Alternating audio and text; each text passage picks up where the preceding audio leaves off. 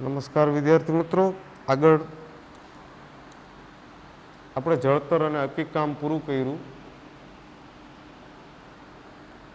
હવે જે હસ્તકલાઓ છે પાઠનો પહેલો ભાગ, એની અંદર છેલ્લો પોઈન્ટ ચિત્રકલા. સરસ પોઈન્ટ મૂક્યો છે.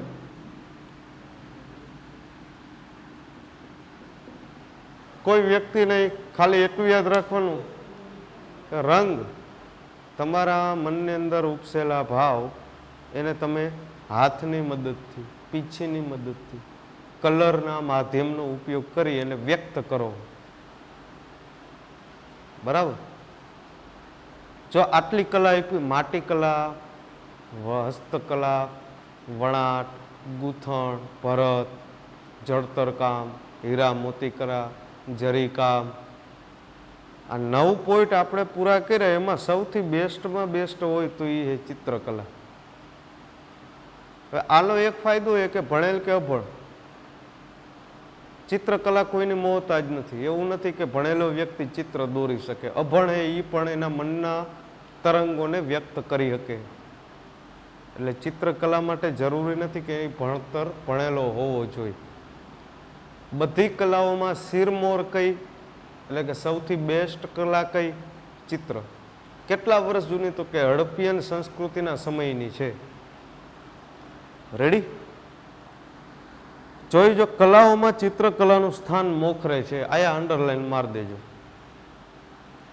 હવે રંગ અને રેખા દ્વારા અભિવ્યક્ત થતી કલા છે. કદાચ આવું પૂછે કે નીચેના વિકલ્પોમાંથી કઈ કલા એવી છે જે રંગ અને રેખા દ્વારા અભિવ્યક્તિ પામે? 4 કલાઓના નામ એ પાસે, એમાંથી આપણે એક પસંદ કરવાનો વિકલ્પ એ છે ચિત્રકલા, રંગ અને રેખા. એટલે જ આપણે પ્રાઇમરી સ્ટેજથી એક વિષય તરીકે ચિત્રકલાને લીધો. ઉપરની એકમાંથી એક આપણો વિષય છે માટી કલાનો, ભરત ગૂંથણ વણાટનો કે ચર્મનો કે ચિત્રકલા આપણો સબ્જેક્ટ એટલા માટે જ છે. રેડી? હવે એમ કે એનો મુખ્ય હેતુ કયો હતો કે રંગ અને રેખાની મદદથી આપણી જે ઉર્મિઓ છે, લાગણીઓ છે, ભાવના છે, એને અભિવ્યક્ત કરવાની છે. અભિવ્યક્તિ કોઈ પણ રીતે થઈ શકે. એટલે જ આર્ટ છે, આર્ટિસ્ટ. એટલે જો પેન્ટર એવું લખેલું હશે નીચે, આર્ટિસ્ટ કલાઓમાં. હવે વ્યક્તિઓનું નામ કહીએ, વિષ્ણુ પુરાણમાં આવું કહેવામાં આવ્યું છે. આટલામાં અંડરલાઈન ખેંચજો. વિષ્ણુ પુરાણમાં કીધું તો સ્વયં વિષ્ણુ કે કૃષ્ણ બોલે, એટલે ભગવાનની વાણી થઈ. જોઈ પર્વતોમાં હું સુમેરુ છું, પક્ષીઓમાં હું ગરુડ છું, મનુષ્યોમાં હું રાજા છું, એટલે કલાઓમાં હું ચિત્રકલા છું. આ ભગવાનના શબ્દો છે જે વિષ્ણુ પુરાણમાં વર્ણવાયેલા છે. એટલે બધી કલાઓમાં ભગવાન કઈ કલાને મહત્વ આપે? ચિત્રકલાને. કેટલા વર્ષ જૂની? લગભગ 5000 વર્ષ. લગભગ શબ્દ મૂક્યો કારણ કે સિંધુ ખીણની સભ્યતાઓને એક્ઝેક્ટ કેટલા વર્ષ થયા એ નક્કી નથી. ક્યાંક 4500 વર્ષ, ક્યાંક 5500, એટલે એવરેજ તમે માનો તો 5000 વર્ષ પ્રાચીન આ કલા છે. હવે કેમ ખબર પડી? ગુફા ચિત્ર ઉપરથી ખબર પડી. જે ગુફાઓની દિવાલ ઉપર જે દોરેલું હોય તે. બરાબર? લગભગ 5000 વર્ષ પ્રાચીન હડપ્પા સંસ્કૃતિના અવશેષોમાંથી ભારતીય ચિત્રકલાના પુરાવો મળ્યા. પાષાણ યુગના આદિમાનવના ગુફા ચિત્રોમાં પશુ પક્ષીના આલેખન જોવા મળ્યા. આલેખન એટલે એવો આકાર તૈયાર કરવો જેમાં ભીમબેટકા. હવે ભીમબેટકાની ગુફા ક્યાં આવી? એક નામ આવ્યું. હાલો સૌથી આ પોઈન્ટમાં પેલા પોઈન્ટ જોઈ લે, પછી એમાંથી યાદ રાખવા જેવા મુદ્દા કયા. એટલે ખાલી એટલા લખતા જશો ને એટલે આપણો પોઈન્ટ આખો તૈયાર થઈ જાય. હાલો પાષાણ યુગ લઈ લીધો. ભીમબેટકાની ગુફા આવી. ક્યાં આવી? મધ્યપ્રદેશ. એમાં શું દોરેલું છે? ગુફાની દિવાલોમાં હાથી, ગેંડો, હરણ. રેડી? હવે એમ કે હડપ્પાના લોકો માટીના વાસણો ઉપર વ્યવસ્થિત ભૌમિતિક રેખાંકન અને ફૂલછોડોને ભાત પાડતા. સરસ શબ્દ મૂક્યો, ભૌમિતિક રેખાંકન. ભૌમિતિક એટલે ભૂમિતિની આકૃતિ, ચોરસ, લંબચોરસ, ત્રિકોણ, કાટકોણ, વર્તુળ, આ ડિઝાઇનોને શું કહેશું આપણે? ભૂમિતિમાં જે આપણે દોરીએ છીએ કંપાસ બોક્સની મદદથી, ભૌમિતિક.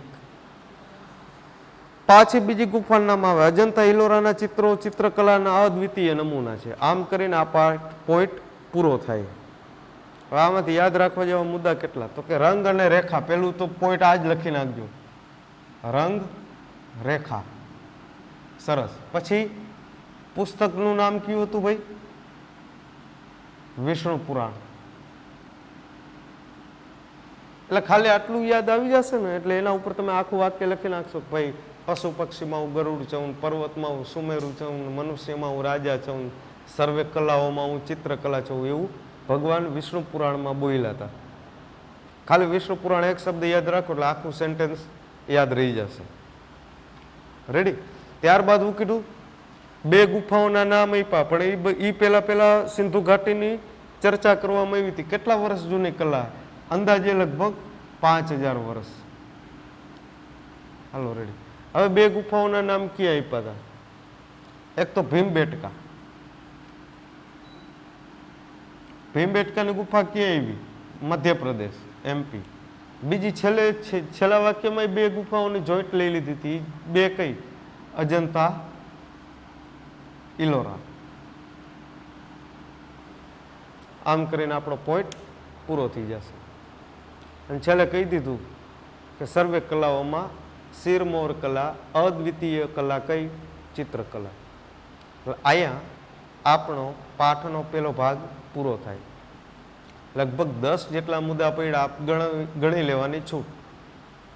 માટીકામથી ચાલુ થઈ અને ચિત્રકામ સુધી. હવે ઘણા એમ ઉધાવરું થઈ જાય કે કામ કહું કે કલા કહું, માટીકામ કહું કે માટીકલા કહું, ચિત્રકામ કહું કે ચિત્રકલા કહું. ગમે એ શબ્દ લખો સાચો જ પડશે. આપણે એની પોઈન્ટની અંદર આવેલી શબ્દો અને એની માહિતી ઉપર ધ્યાન આપવાનું હોય. બરાબર? હવે પાઠનો બીજો ભાગ ચાલુ થાય. અહીંયા સુધીમાં કોઈને કાંઈ પ્રશ્ન હોય તો કોમેન્ટ બોક્સની અંદર આપ જણાવજો. હવે આગળ કે લલિત કલાઓ બહુ જબરજસ્ત છે. જો હવે અહીંયાથી જે કલાઓ આવશે ને એમાં હાથનું મહત્વ નથી. બરાબર? હસ્તકલાઓમાં હસ્તનો અર્થ શું થતો હતો? હાથ. જેટલી તમે કલાઓ આપણે આ 10 મુદ્દા જોઈએ, 10 કલાઓમાં હાથ વગર કંઈ કામ શક્ય નથી. છઠ માટી કલાથી ચાલુ કરો તો હાથનું. ચામડા માટે હાથ જરૂરી, જરીકામ હાથ જરૂરી, ચર્મ ઉદ્યોગ, વણાટ, ભરત ગૂંથણ હાથ જરૂરી છે. હીરા મીના કારીગરીવાળા પોઈન્ટમાં, અકીક કામ કરવામાં, જડતર કામમાં હાથ જરૂરી, ચિત્રકલા માટે હાથ જરૂરી. આ બધી કલાઓ કેવી? હસ્તકલાઓ. આ પાઠનો પેલો ભાગ પૂરો થયો. હવે ચાલુ થાય લલિત કલાઓ. બહુ સરસ બધી મૂકી છે. લલિત. હવે લલિત કલાઓમાં જો હસ્તમાં આપણે કીધું હતું કે હાથનો ઉપયોગ સૌથી વધારે મહત્વનો હોય. બરાબર? એ હસ્તકલાઓ થઈ. લલિત કલાઓમાં શું કરશું? શબ્દ સમજાઈ જશે ને તો એની અંદરના પોઈન્ટને લખવાની મજા આવશે. લલિત એટલે શું થશે? મનના ભાવ અથવા મનમાં જન્મેલું એને કહેવાય લલિત અથવા લાલિત્ય. રેડી? દાખલા તરીકે કોઈ એમ કે તમે ચિત્ર દોરો, બરોબર, ચિત્ર દોરશું, ચિત્રમાં લલિત ભાવ આવશે. કયો? તો કે આપણે કોઈ એમ કે પ્રાકૃતિક ચિત્ર દોરો એટલે આપણે પહાડો બનાવશું, આગળ નદી હશે, નદીમાં માછલા હશે, નદી ઉપર કંઈક હુડકું હાલતું હશે, 4-5 નાળિયેરી આપણે દોરશું, પહાડોની પાછળથી સૂર્યનારાયણ ઉગતા હશે, આકાશમાં પક્ષીઓની લાઈન દોરશું. બરાબર? નાના નાના ફૂલડા દોરશું. તો આ મગજમાં આવ્યું ક્યાંથી? આને કઈ કલાઓ કહેશું? ચિત્રકલા. તો ચિત્ર દોરી છે એટલે ચિત્રકલા છે, એ તો નો ડાઉટ.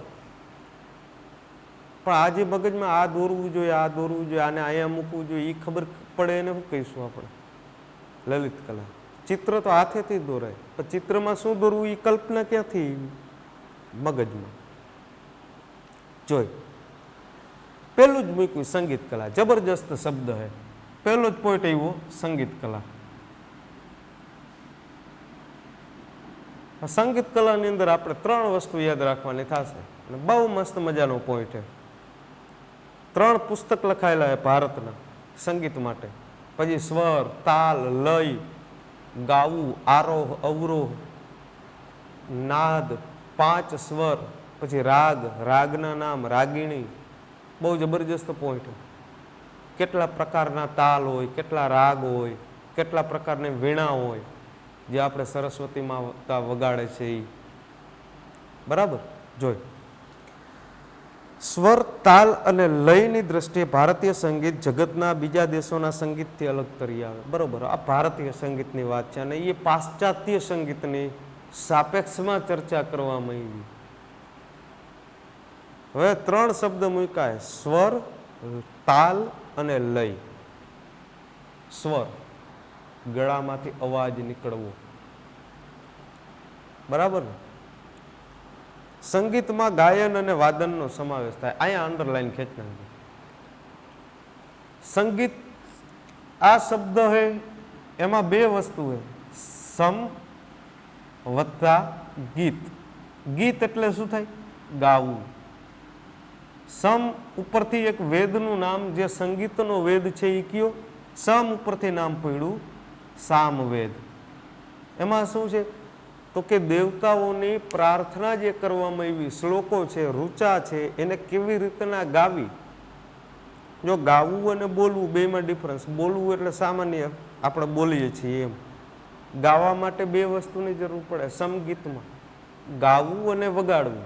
એટલે અહીંયા 2 શબ્દ મૂક્યા: ગાયન અને વાદન. વાદન એટલે વગાડવું. હવે વગાડવા માટેના યંત્ર 3 પ્રકારના છે. એક શિશિરવાદી છે. શિશિર એટલે તમે એને ફૂંક મારીને વગાડી શકો, હવાના માધ્યમથી વગાડી શકો. માઉથ ઓર્ગન, પેટી, હાર્મોનિયમ, વાંસળી, શરણાઈ, પાવો. આ શિશિરવાદી હવાની મદદથી વાગે. બરાબર. બીજા છે તંતુવાદ્ય. તંતુ એટલે એમાં તાર હોય: સિતાર, ગિટાર, વીણા, એકતારો, તંબુરો. બરાબર. આમાં બધા એમાં વાયર હોય ને, તાર. એને કહેવાય તંતુવાદ્ય. અને વગાડવાના યંત્રોમાં 3જો પ્રકાર છે ચર્મવાદ્ય, જે આપણે ચર્મકલાઓમાં જોઈ ગયા હતા કે ડમરું, તબલા, ખંજરી, ડફ, ડફલી. બરાબર. ઢોલક, નગારા. આ કેવા વાદ્ય છે? ચર્મવાદ્ય. 3 પ્રકારના વાદ્ય થયા: ચર્મવાદ્ય, શિશિરવાદ્ય અને એક તંતુવાદ્ય. રેડી. આ ગાવું અને વગાડવું, આ 2 શબ્દો જે છે એ પાછે બીજું વાક્ય અહીંયા અંડરલાઈન મારી દી. હવે સંગીતને મુખ્યત્વે શાસ્ત્રીય અને લોકસંગીત એમ 2 ભાગમાં વહેંચી શકાય. સરસ. એક છે શાસ્ત્રીય સંગીત અને બીજું છે લોકસંગીત. 2 પ્રકાર પાડ્યા છે. એક છે શાસ્ત્રીય અને લોક. હવે લોકસંગીત એ અલગ અલગ પડી આવે, રાજ્યવાર અલગ અલગ હોય. ગુજરાતનું લોકસંગીત નોખું હોય, રાજસ્થાનનું નોખું હોય, મણિપુરનું નોખું હોય, કેરળનું નોખું હોય. બરાબર. અને શાસ્ત્રીય સંગીત ક્યારેય બદલે નહીં. એ જૂના પુસ્તકો ઉપરથી લેવામાં આવ્યું હોય. જૂના પુસ્તકો અથવા ધાર્મિક ગ્રંથો. માની લ્યો કે દીપક રાગ. તો દીપક રાગ આટલા વર્ષોથી થઈ ગયા બહેનો ત્યાંથી, હવે એમાં બદલાવ આવે? ન આવે. મલ્હાર રાગ બદલે? ન બદલે. આ શાસ્ત્રીય સંગીત થયું. બરાબર. લોકસંગીત બદલે. આપણે કીધું હતું લોકો દ્વારા ગવાતું લોકસંગીત સારું પણ હોય, ખરાબ પણ હોય. લગ્ન વખતેનું લોકસંગીત અલગ હોય, મૃત્યુ વખતે ગવાતા મરસિયા અલગ હોય. ડિફરન્સ આવ્યો કે નહીં બેમાં? એક સારો પ્રસંગે, એક ખરાબ પ્રસંગે. આ લોકસંગીત થયું. બરાબર. જન્માષ્ટમી વખતે સ્ત્રીઓ દ્વારા ગવાતા ભજન, રાસ, ધૂન એ નોખી પદ્ધતિથી હોય. દિવાળીના ગીત નોખા હોય, હોળીના ગીત નોખા હોય, પ્રભાતિયા નોખા સ્વરથી ગવાતા હોય છે. રેડી. હવે આપણા સંગીતના મુખ્યત્વે 5 રાગ છે. બહુ જબરજસ્ત અને ઇમ્પોર્ટન્ટ પોઈન્ટ અહીંયાથી ચાલુ થાય. 5 રાગ છે, જોજો. સ્વર અલગ આપ્યા છે, 7 સુર અને 5 રાગ. હવે આ પાઠ્યપુસ્તકમાં અહીંયા એવું લખ્યું છે કે આ 5 રાગ છે એ ભગવાન શંકરના મોઢામાંથી નીકળેલા છે. એટલે પંચમુખી મહાદેવ, દરેક મોઢામાંથી એક એક રાગ નીકળો. બરાબર. વેદમાં એવું કહેવાનું કે વેદ એ બ્રહ્માજીના માનસ પુત્ર છે. બ્રહ્માજીના 4 મોઢા, ચારે 4 મોઢામાંથી એક એક વેદની બુક નીકળી. અથર્વવેદ, સામવેદ, યજુર્વેદ ને ઋગ્વેદ. બરાબર. આયા એમ કીધું કે ભગવાન શિવના મુખમાંથી આ 5 રાગ નીકળ્યા. હવે જૂની પાઠ્યપુસ્તકમાં એવું કીધું કે શંકર ભગવાનના ડમરૂમાંથી આ 5 નાદ નોખા પડ્યા. 5 રાગ. 5 રાગ કયા? અંડરલાઈન માર દેતા જીજો. પેલો રાગ હે શ્રી, દીપક, હિંડોળ, મેઘ અને ભૈરવી. 5 રાગ. સુરમાન રાગમાં ગોટે નો ચડી જાય જીજો. આ રાગ છે, ઓલા હું સુરની વાત કરું કે સુર 7 છે. સા, રે, ગ, મ, પ, ધ, ની. બરાબર. લખી જ નાખી એટલે જરૂર પડે તો નોટબુકમાં સાઈડમાં ટેકાવતા જઈજો, એટલે ફરીથી રિવિઝન વખતે કામ આવે. 5 રાગ અને 7 સુર અથવા સ્વર, જે કયો તે. નહીતર હું રાગના નામ આપું એવું કહે તો આપણે સ્વરના લખી નાખીએ, સ્વર્ગના પૂછે તો રાગના લખી નાખી, ઊંધાવરું ન થાય.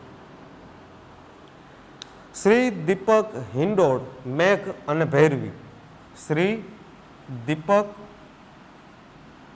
હિંડોળ, મેઘ અને ભૈરવી. આ 5 રાગ થયા જે શિવના મુખમાંથી નીકળેલા. હવે 7 સુરની વાત કરીએ. સા, રે, ગ, મ, પ, ધ, ની. રેડી. પાછો નીથી જોઈન્ટ થાય સા. સા, રે, ગ, મ, પ, ધ, ની. આને ઘણાય સરગમય કહીએ. 7 સુર.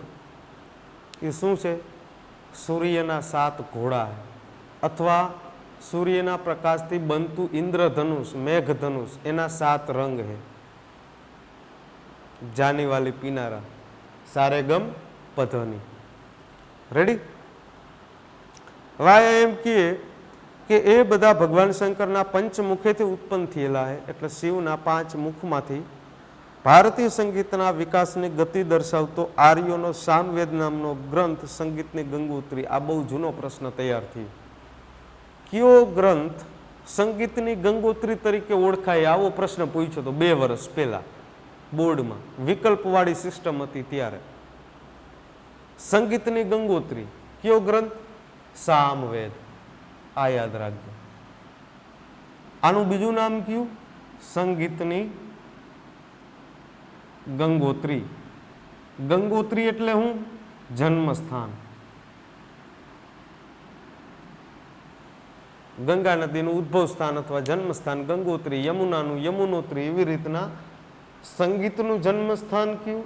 સામવેદ. સામ એટલે ગાવું, વગાડવું, ગાયન, વાદન, સંગીત. સમગીત, સંગીત. રેડી. આગળ જોઈ.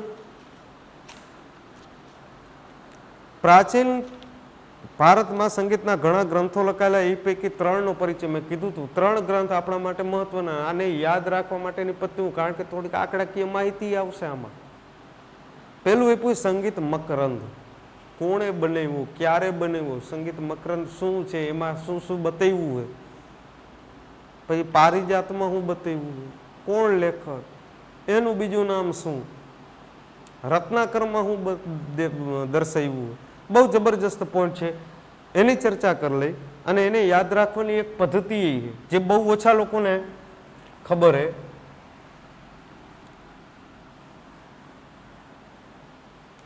સંગીતના 3 ગ્રંથ. પેલું જે આપ્યું હોય સંગીત મકરંદ.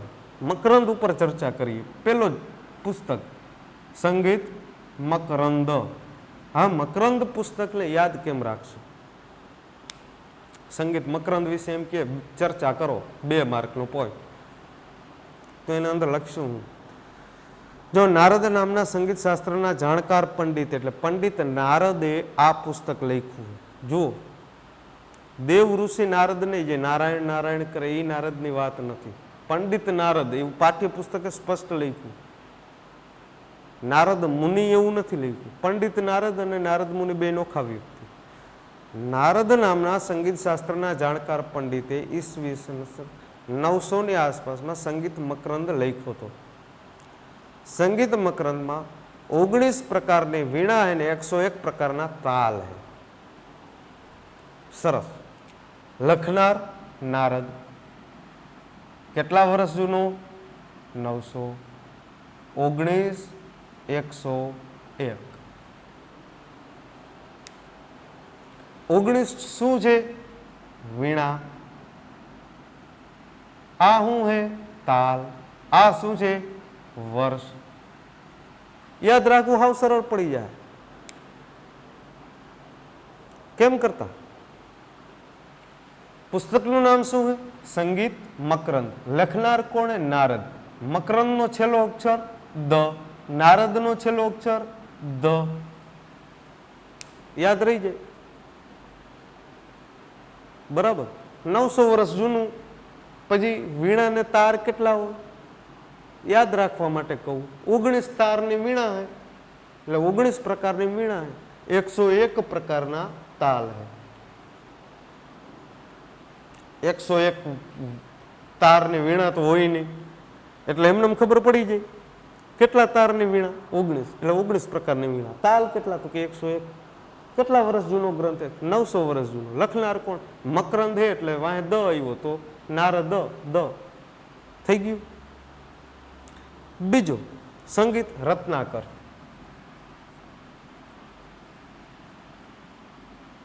આમાં આપણે આવું જ કંઈક કરશું જેમાં આમાં મકરંદમાં નારદમાં લીધું હતું ને એટલે યાદ રાખવા માટે સરળ રહીએ. બાકી આમ તો ગોખવાનું તો નહીં જ. જો આ ગ્રંથના કરતા કોણ? સારંગદેવ. દૌલતાબાદમાં રહેતા હતા એટલે ઉત્તર અને દક્ષિણ બે ભારતના સંગીતથી જોડાયેલા હતા. દૌલતાબાદ ક્યાં? મહારાષ્ટ્રમાં. મધ્ય ભારત થઈ ગયું. પંડિત વિષ્ણુ નારાયણ ભાતખંડે સંગીત રત્નાકરને સંગીતનું સૌથી સારામાં સારો પ્રમાણભૂત ગ્રંથ દર્શાવે. સંગીતના અંગો સંપૂર્ણપણે સમજવા માટે આ રત્નાકર અજોડ ગણાય. બરોબર. લખનાર કોણ? સારંગદેવ. ક્યાં રહેતા? દૌલતાબાદ. હજી બીજું આમાં મહત્વનું શું આવ્યું? પ્રમાણભૂત ગ્રંથ.